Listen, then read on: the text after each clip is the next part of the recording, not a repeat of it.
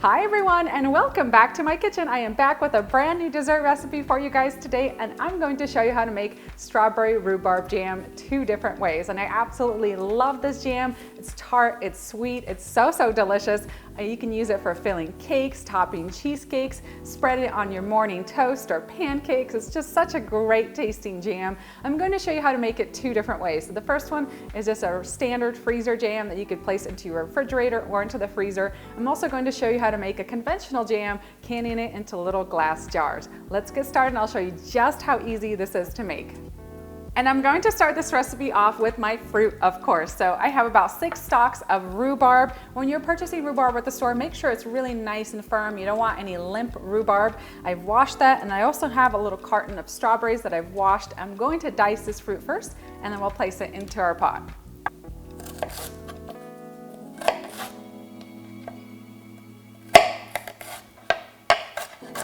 And you want to dice both the strawberry and the rhubarb into pea-sized pieces.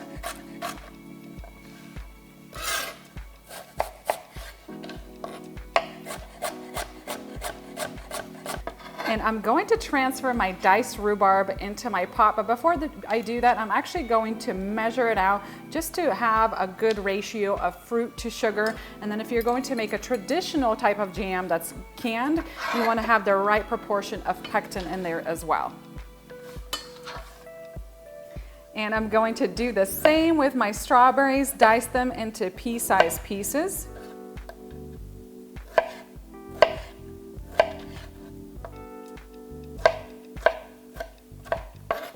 And when you're ready to transfer the strawberries into the pot, you'll want to do the same thing. You want to kind of pre-measure it in a measuring cup so you know exactly how much fruit is in the pot.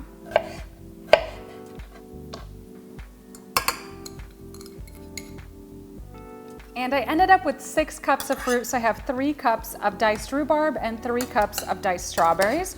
And to this, I'm going to add in 2.5 cups of white granulated sugar. And then toss this all together. You want to make sure that the fruit is well coated in the sugar.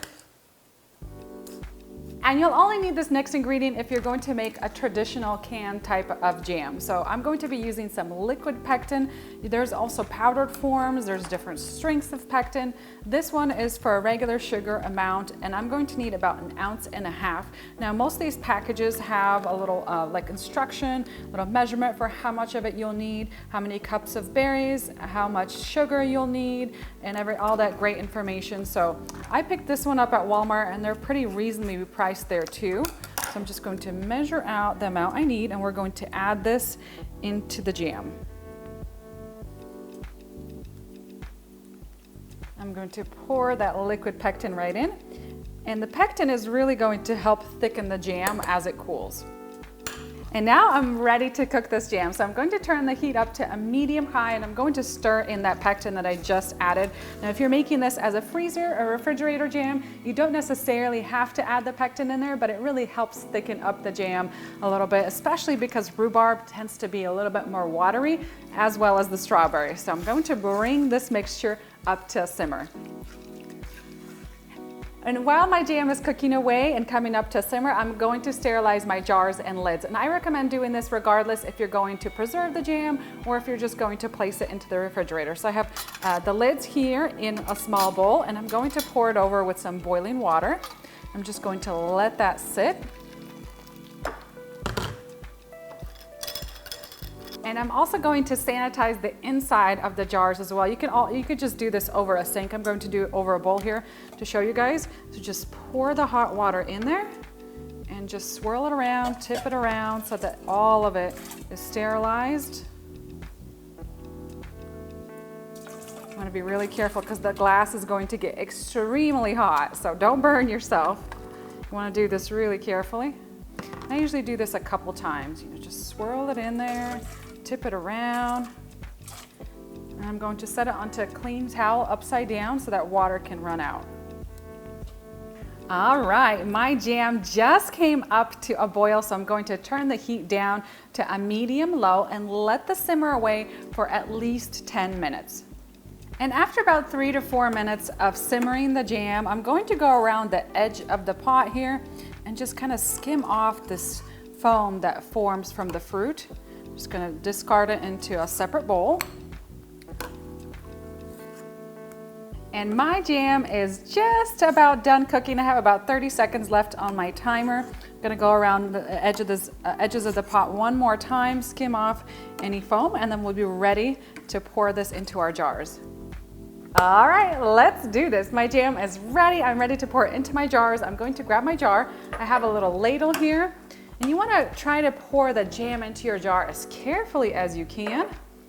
Grab a little ladle. We will clean up anything that we get on the sides later. I'm going to fill it almost all the way to the top. I'm going to leave a little bit of space at the top.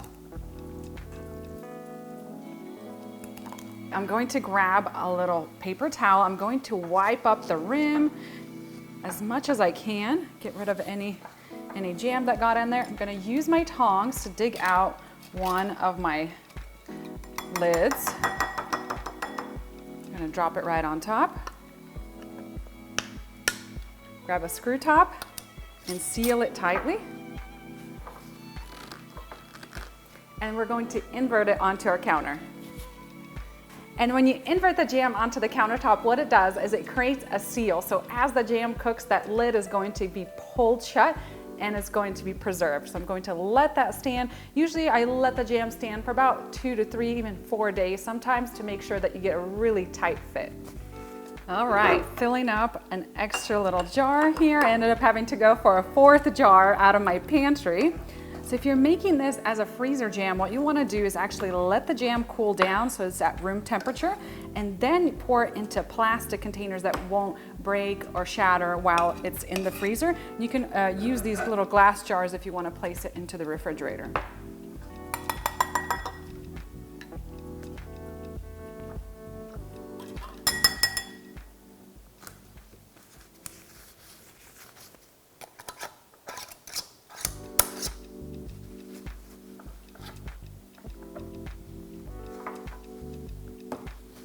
And that's it, guys, for my easy strawberry rhubarb jam. For the full recipe, make sure to head on down into that video description box. I have a link there that'll take you over to my website where you'll find the full recipe and a lot more tips and tricks for how to make this jam. Meanwhile, let's dig in and enjoy. I'm going to let these little 3 jars stand at room temperature for another 2 to 3, even 4 days to make sure that they have a really nice tight fit on them. And then once they're fitted, I can turn them over, clean up the rim of the jar, and then put them away into my pantry to enjoy.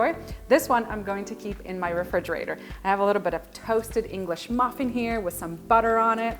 That's one of my favorite ways to enjoy any kind of jam. I gotta have on some toast. And this is still really warm, so it's a little bit more liquid than it would be once it sets. I just want to give it a try. I absolutely love the flavor of strawberry and rhubarb together.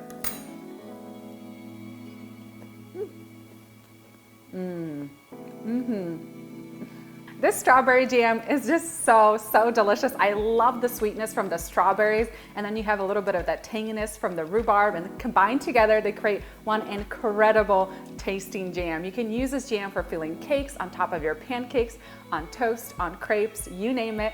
Absolutely delicious. Right now in the spring and summertime, it's the perfect time to make this jam because rhubarb is readily available everywhere. You guys are going to love this recipe. If you want to see more jam recipes or fill-in recipes, head on down into the comment section, leave me a comment, and let me know what you would like to see me make next. Thank you guys for watching, and I'll see you next time with a new recipe.